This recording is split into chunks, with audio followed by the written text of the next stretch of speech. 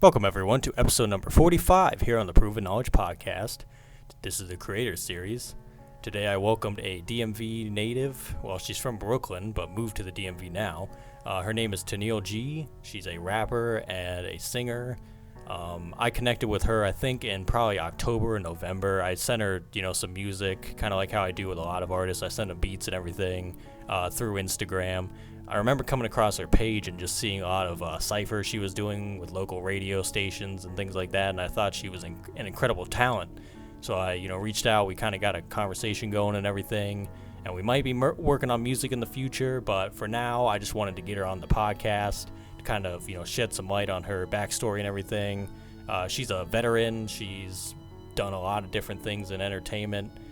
She said she's been doing it now for, I think, about 20 years total. But she just released an EP in February that was an R&B EP, so I kind of picked her brain about that, kind of what went into making that as opposed to a rap album or a rap project or whatever. But she's kind of has a lot of diversity as far as music is concerned. That's why I have a lot of respect for her and her craft and everything. But we also touched on, the importance of business in music, and she highlighted the importance of, PROs and proper registration and copyrights and things like that. A lot of things we touched on the show before here, but it's always good to get that reminder because it is that important to be able to do that type of thing with all of your songs as a songwriter, producer, whoever you are that's putting out music into the world. But yeah, this was a pretty short episode this time. I think we went around a half an hour. But I really enjoyed Teniele's time, and obviously, like I said, I look forward to connecting with her very soon, and I hope you guys enjoy this episode and go check out her music because it is very, very good, and she's a very talented artist. So without further ado, let's get into it.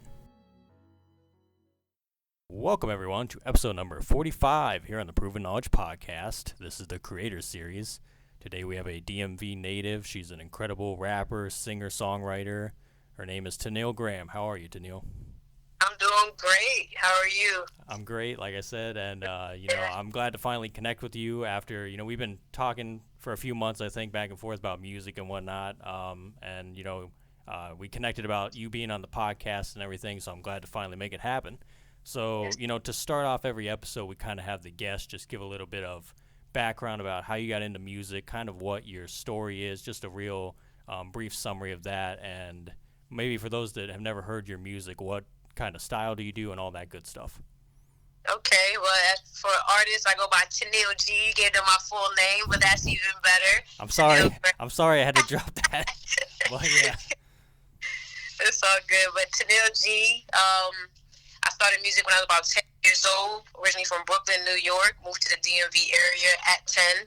I do hip-hop, R&B music. And that's pretty short and brief. That's all they need to know, honestly. And I'm sorry about the last name. I totally forgot that it was the abbreviated part and everything, but that's definitely awesome. And I honestly, found you through Instagram and everything, and I just saw, like I said before we got on the air here, I was like, you just seem like you're working hard, like you're just all over the place, honestly. So I was like, I got to reach out to her and at least send her my music and everything, and like I said, I appreciate you just reaching out to me to be on this platform and everything. So I'm interested to kind of get some more information about you and everything. So as far as your songwriting goes, how do you think that usually starts out for you? Is it like you have to hear music first before you get the lyrics going, or can you kind of just get an idea in your head and kind of when the music comes to you, you kind of just put it all into place, or does it not really matter for you? For the most part, it's usually me just randomly. I could probably be humming something, and I'll get a little harmony going. Like, oh man, that sounds like something that could be potentially. So if I have time, I type it in my notes on my phone. Mm-hmm. So shout out to iPhone for that, putting that in my notes. And then it could be.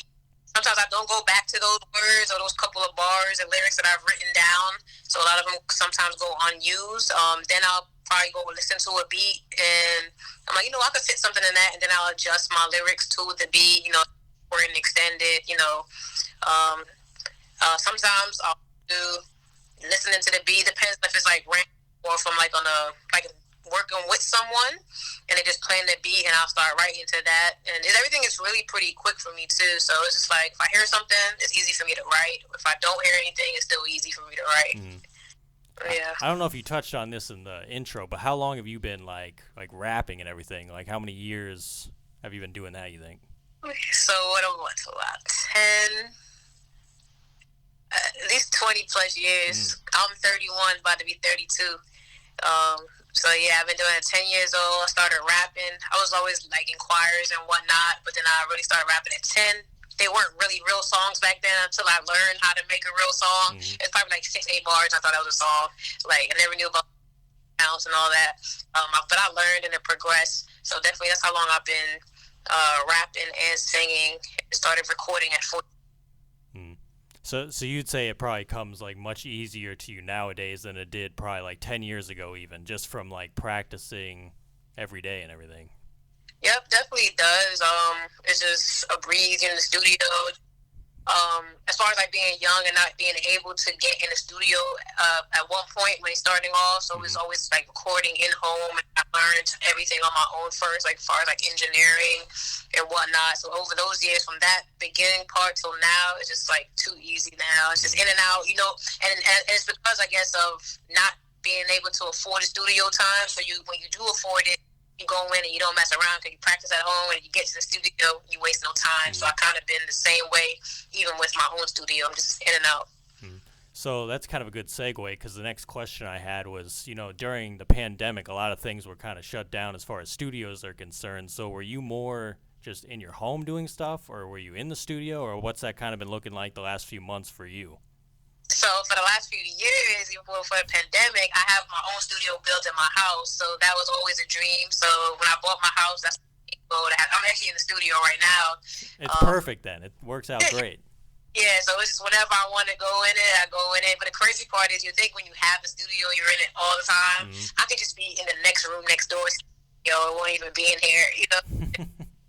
My brother will be in here all day long, and I hear him. But when it's time for me to finally finalize and focus on my things, and I'll jump in and do what I have to do. Yeah, that's amazing though, because that's just combining the best of both worlds pretty much. Because I've heard a lot of people that when they're at home, they just have a laptop. They might not have the treated room or anything, or a recording booth or anything to work out of. And then they were kind of hurting not having the studio because they had to learn a lot of those things on their own. But for you, it sounds like you've already had the experience, so you were prepared anyway. You were just it's a normal day. Yeah, cut out the band.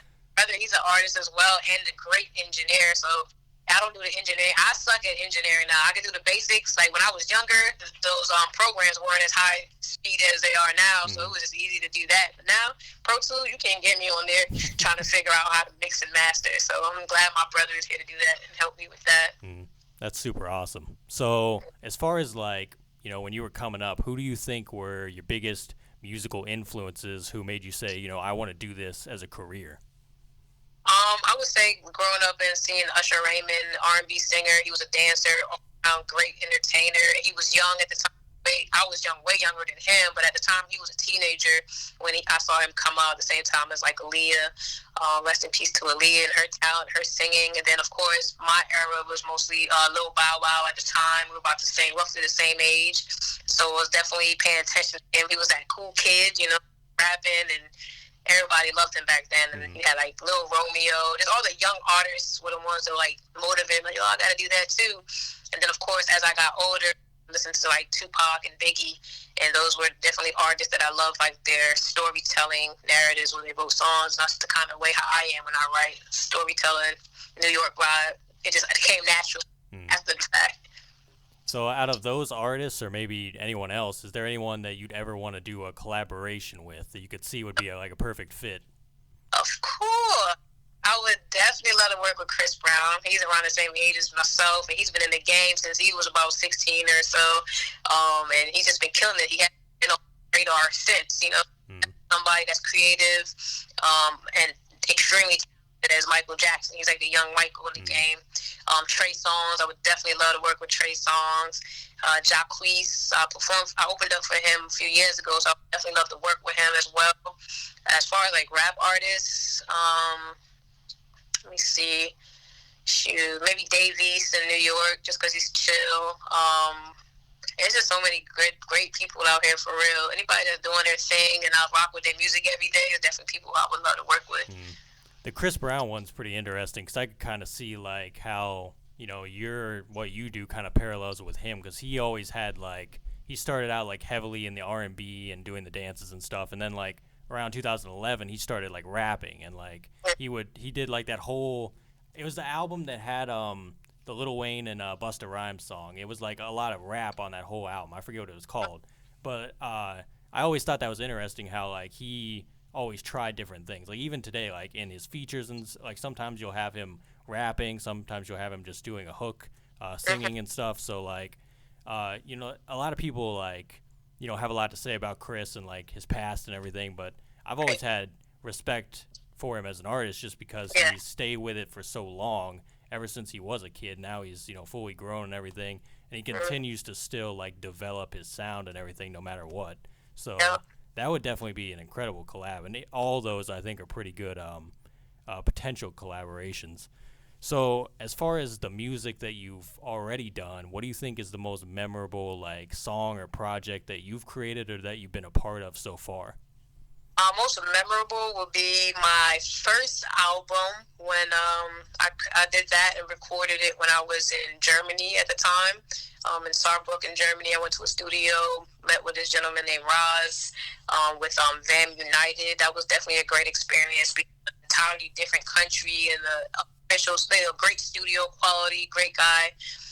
And then the song I did, it actually made the cut right when I was about to finalize the album. It was called My Angels. That was definitely like my most memorable project and memorable song. And then now, recently, just a few weeks ago, I released an EP. So that would be like my second best project to myself, I would say.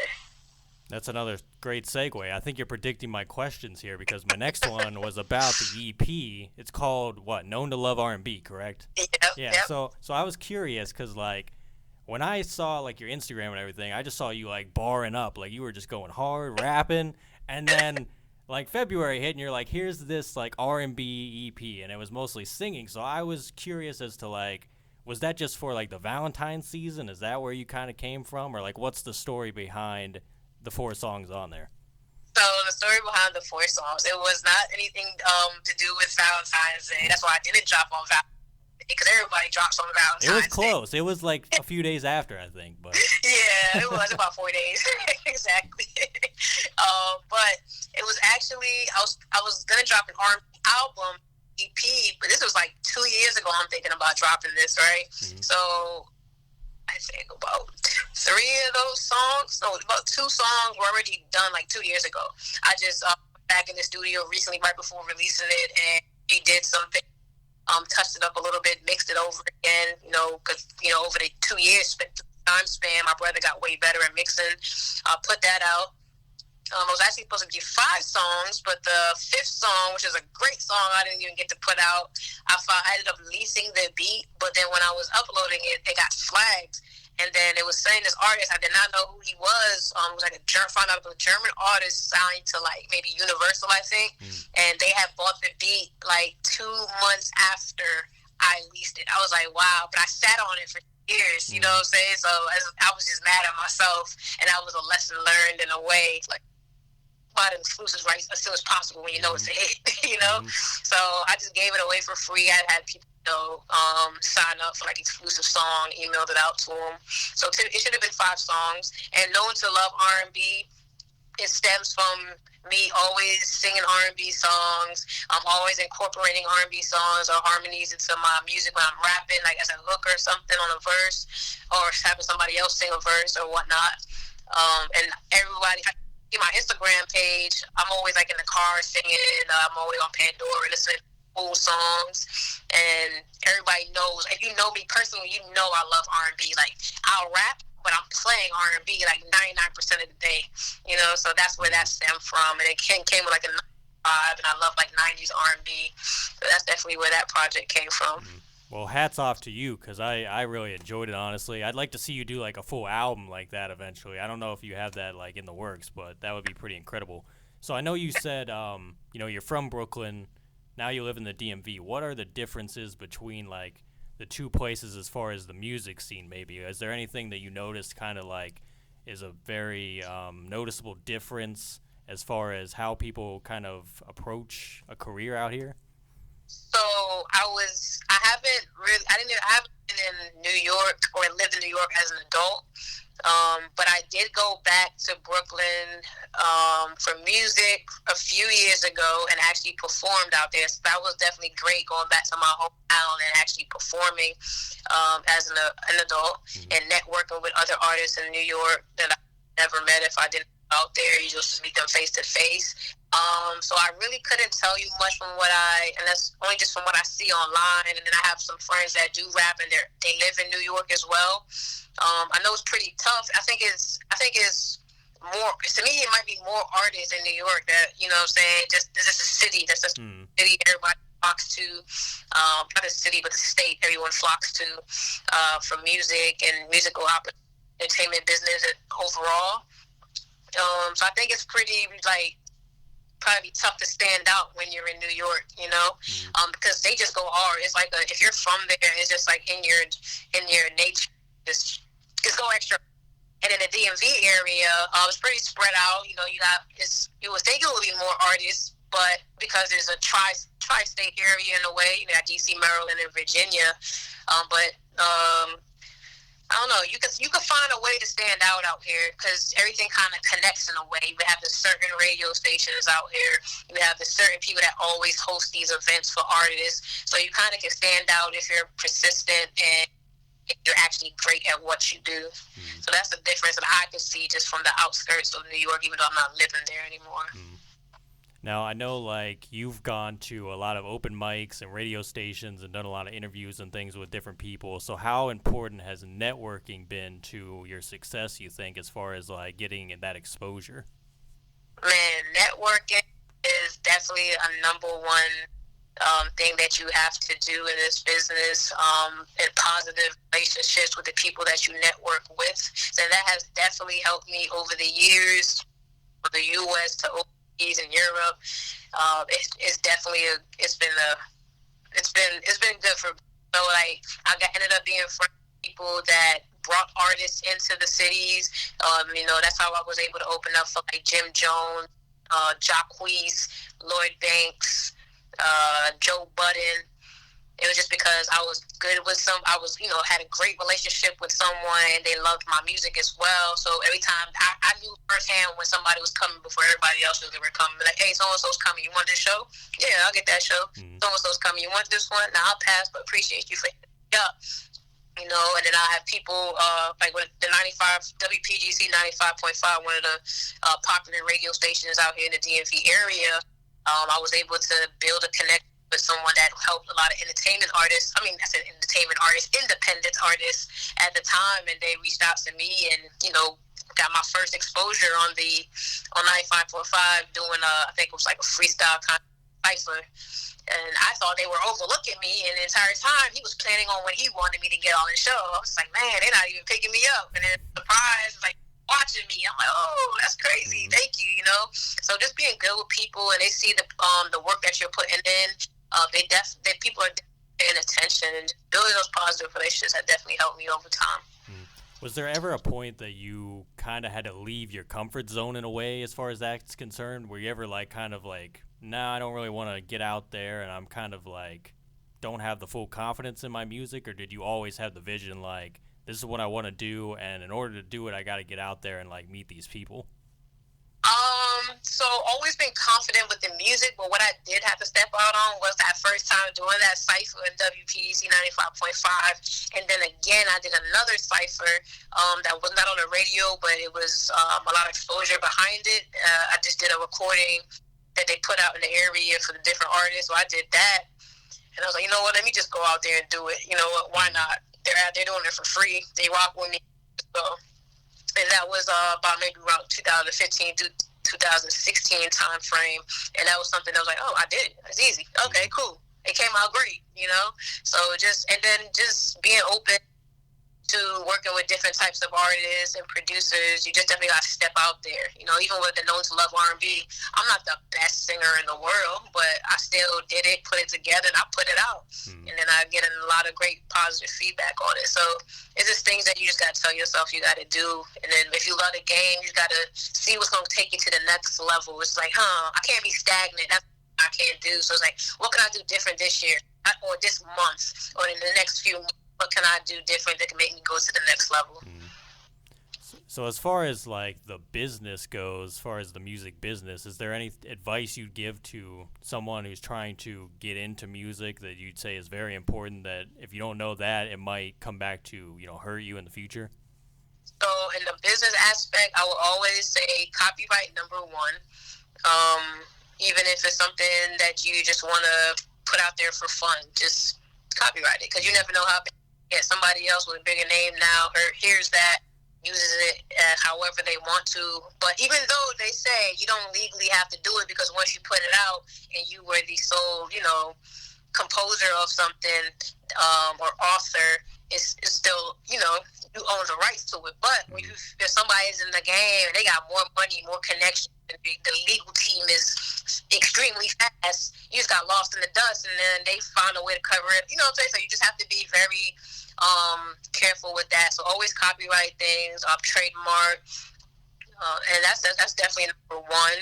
On the business aspect, registering your songs and your lyrics with all the different platforms that you need to, when it comes to like collecting your royalties and share, royalty sharing with splits with different artists. So just always do that back end work, no matter like how close you are with them as friends. You just gotta separate the business with the friends. The friends part can help with the negotiations of percentages, but definitely always have that paperwork still, and then have fun with the music after.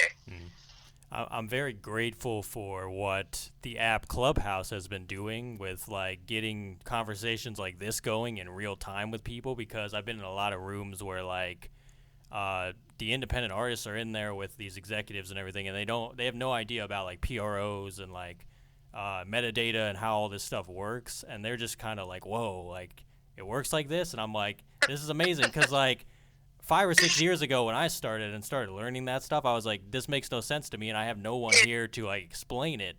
But now people are actually getting that in real time, which I think is great, because like it is the lifeline to how it all goes down. You know what I mean? Like without that information, you're going to be so lost, and you're going to miss out on a lot of like the royalties and the different income streams that you could have that you're not going to get. And like with the whole black box, like after 5 years, your royalties are going to the top 1%, and it goes on and on, obviously. Yeah. But like, I'm grateful that the conversations are finally starting to happen, like on an app like Clubhouse, where you can get it in real time and start applying the information and everything. So I think that's great, but I think like people just have to keep hammering that home, because it's that important to know and understand. And like the average consumer of music, they don't know any of that stuff. And like I think the biggest problem is that you start out, you want to be in music, you never think about that stuff when you want to be in music. You just want to do it because you love it and it's your passion. But at the same time, if you're trying to monetize it and make it like a career, it's something that is a necessity. So, I just hope that keeps getting brought up in different conversations and everything. But we'll see how that progresses over time, especially with streaming and everything, because streaming is just a mess. But it's all very interesting stuff. So we talked about your EP and all that, and I don't know if you have anything that's coming up soon that we could be looking forward to, maybe another single, maybe an album, I don't know. Anything you could shed light on that you're dropping later on this year?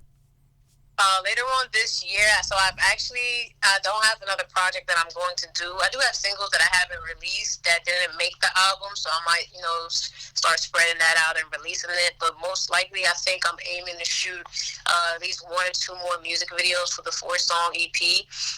So definitely that's what I'm working on and thinking about and planning right now.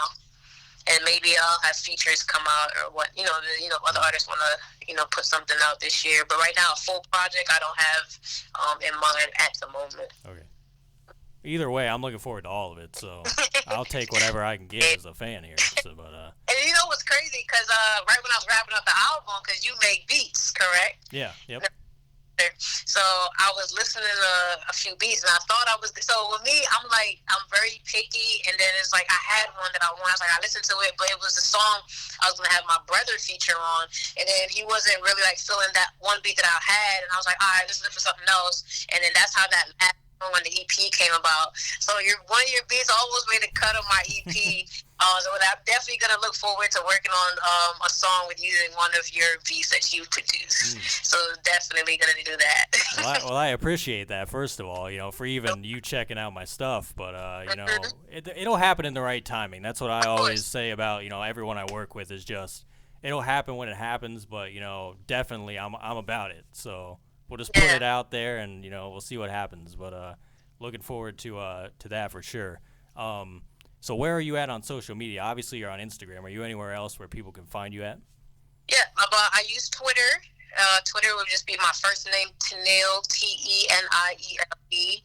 What else do I use? LinkedIn, here and there, just for more professional business. I still throw some little links on there for music as well. Facebook, LG, Teniele, the letter G, and that's the same for Instagram, Teniele G. Are you on Clubhouse, by the way? I should have asked you that. Clubhouse, yeah. I just haven't been on there in like a month, honestly. I just haven't, I'm so busy that I just don't have time to listen to people talk, on things. But when it did come out, though, I was locked in, met a few great people through the different rooms and whatnot. So it's time to probably jump on sometime this month again, just to say what's going on, especially with the new EP out. So I'm definitely going to go back in there and, check some stuff out. Okay. So well, you just gained a new follower because I'm gonna probably follow you after this. So okay, just cool. so you know. But so I only got a few more questions for you, and then we'll wrap up here. If you could go back 10 years ago, maybe give yourself advice, or maybe not change anything at all, what do you think you'd do? 10 years. Oh man, I remember that. Turned 21. Let me see. There's nothing too much I would 10 years ago. And it's just music wise, you mean? Or just anything? It could be your life in general. It doesn't really matter, honestly. Man, 10 years ago. Dang, I can't even really say what I would change, but I have it in my head. But other than that, nothing else that I would really change. We'll just leave it at that. That's okay. Yeah, you don't have to elaborate, but yeah. About it. So let's flip it, though, then. 10 years from now, where do you see yourself in your career or in your life in general? 10 years from now, I say I should be well established in this industry, doing everything with music, acting, just in the entertainment business as well. Probably doing PR as well for my own company, helping other artists or PR in any type of field because I went to grad school for that as well. Managing most probably artists underneath my company, traveling, just speaking maybe at just symposiums and events and just helping other young artists. I won't be that young, so I'll be helping the younger generation, with the music and the business. Probably opening up like a community center in the area just so kids can have somewhere to go for the arts, so music, dancing, just something to do after school on the weekends, things like that. So something definitely I always wanted to do that. I almost did that when I came back stateside, but I was moving too fast. I was like, all right, T, slow down. But that's definitely something that I'm going to have, bring back to the community. And then also work with the prisons and jails, having like arts and music programs because I've been inside of the system as far as like working with inmates before in the past. That's something I would definitely love to have and see in there because a lot of people are very creative. It gives them something to do. And even when I was working in there, they'd be like, yo, Miss G, they're rapping for me, they singing for me. So that's something definitely I would try to do on a volunteer tip in the prisons and the jails. That's awesome. I wish you luck on that because that's incredible and very important. So do you have any final words of wisdom for the listeners today? Final words of wisdom. Just do whatever you feel in your heart you want to do. Don't listen to the outsiders. There's always going to be people that's make you want to second guess what you're doing. Just follow your heart, your mind, and you always know what you want to do. It's not going to be easy. There's going to be times where you're going to be like, man, should I doing this? And this is with whatever you want to do outside of music. Just any avenue you choose, just stick with it. The road's not going to always be easy. There's going to be great times. There's going to be highs and lows, and just follow your heart, follow your dreams. Mm-hmm. Absolutely. Well, Teniele, thank you very much. Like I said, that's all I had for you today, but I'm glad we could make this happen finally. And, hopefully we can do this again sometime, maybe in person. We'll see, what the future holds. But I'm looking forward to, working with you here soon, and I wish you luck on everything you got going. Yes, sir. Appreciate you having me, too. Thank you guys for listening today. That was episode number 45. If you want to support, hit that support button on your podcast streaming platform if you want to send any funds. But until next week, we'll see you then. Thank you very much.